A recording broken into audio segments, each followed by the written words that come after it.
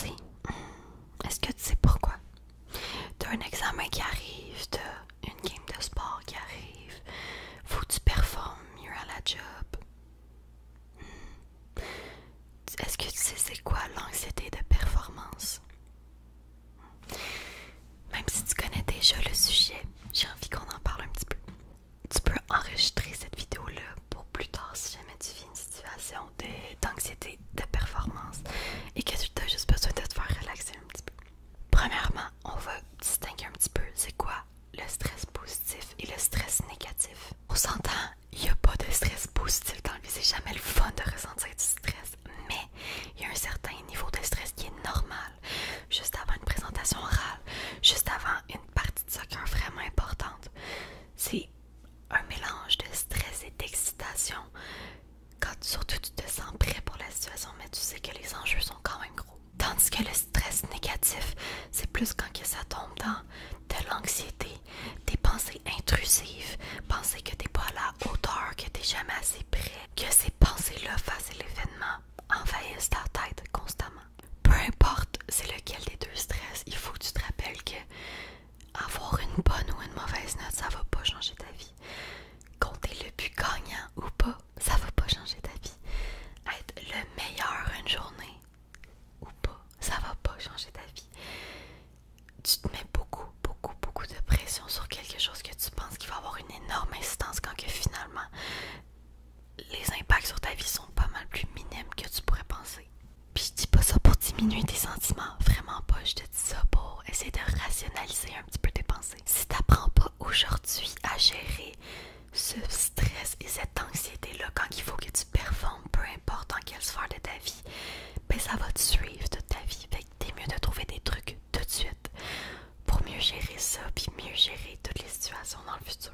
Quelques trucs que je pourrais donner, c'est par exemple, de faire des exercices de respiration. Personnellement, quand que je suis très anxieuse, quand je sais qu'il y a quelque chose de gros qui arrive, surtout quand j'ai des gros shootings à la job, quand que j'ai des contrats qui s'en viennent, des trucs comme ça, j'aime aller faire des cours de méditation parce que t'es carrément guidé à respirer, puis il n'y a rien qui me relaxe plus dans la vie, puis ça me ramène sur terre, ça me fait vider la tête, puis mais si je suis juste dans le silence de celle chez moi, je suis pas capable de faire ça, j'ai besoin de quelqu'un qui me dit « Ok, vide ta tête ».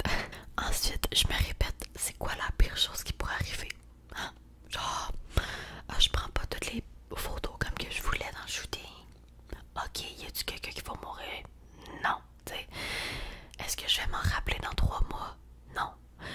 Une chose aussi qui me crée beaucoup d'anxiété, c'est quand que je dois appeler quelqu'un.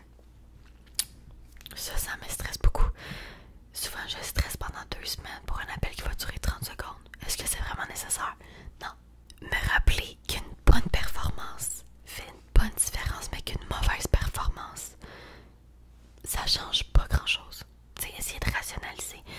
Ah, j'ai beaucoup étudié, ou j'ai pas beaucoup étudié, j'ai beaucoup procrastiné. Mon examen arrive, à quoi que je pense, puis je me répète que il se passera ce qui se passera, je vais donner mon 100% pendant l'examen. Si j'ai une meilleure note que je pensais, comme c'est toujours le cas, vraiment tout le temps avec des meilleures notes que je pense, ben tant mieux. Puis si la note est moins bonne, ben c'est correct, je me forcerai juste encore plus, ou j'essaierai de m'y prendre d'avant, j'essaierai de me faire un petit plan d'études avant le prochain examen. Mais dans tous les cas, le stress et l'anxiété de performance rend ça tellement plus gros que ce que c'est réellement. Je sais pas si t'entends mon chat en arrière, elle aussi, elle est bien stressée. Il y a beaucoup d'anxiété de performance qui viennent aussi avec les performances de sport. Je sais pas vous, mais moi j'ai étudié en sport-études.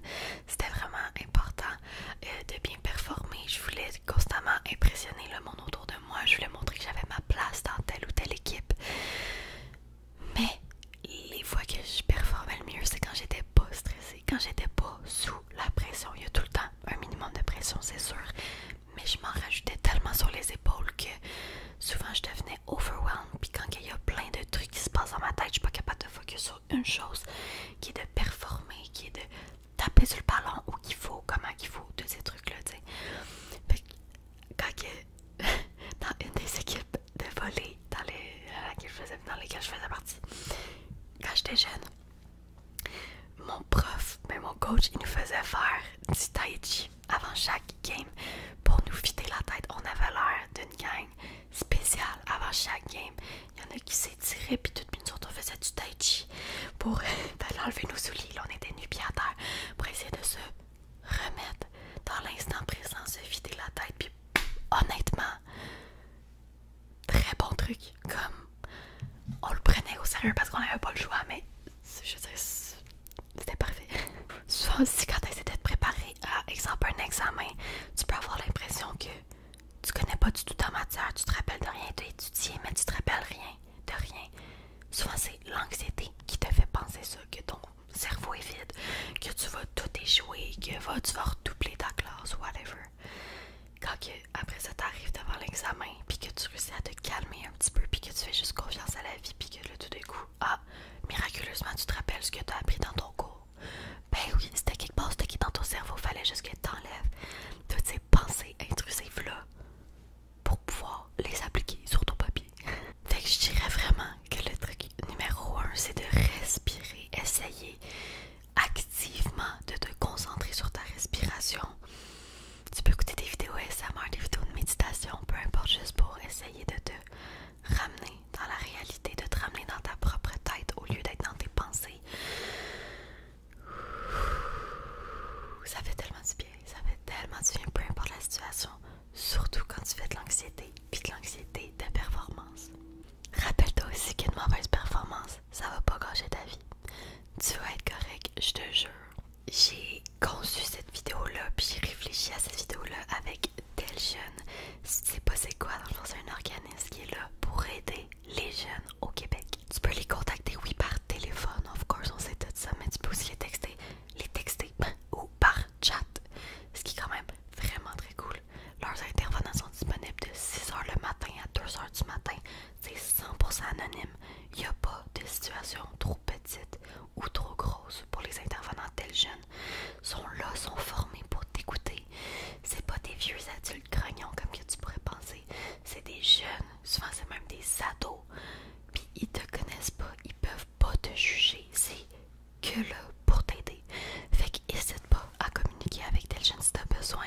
Vraiment, peu importe la situation, même si c'est pour de l'anxiété de performance comme cette vidéo-là, si t'as besoin de te faire remettre dans la réalité, tu peux toujours les appeler ou leur écrire. Toutes les informations vont être dans ma bio, puis ça me fait vraiment plaisir d'appuyer un organisme aussi nice et sincère que tel jeune. Je me rappelle, il était là dans mon enfance, ils sont encore là aujourd'hui. Fait qu'hésitez pas, 100% gratuit, confidentiel.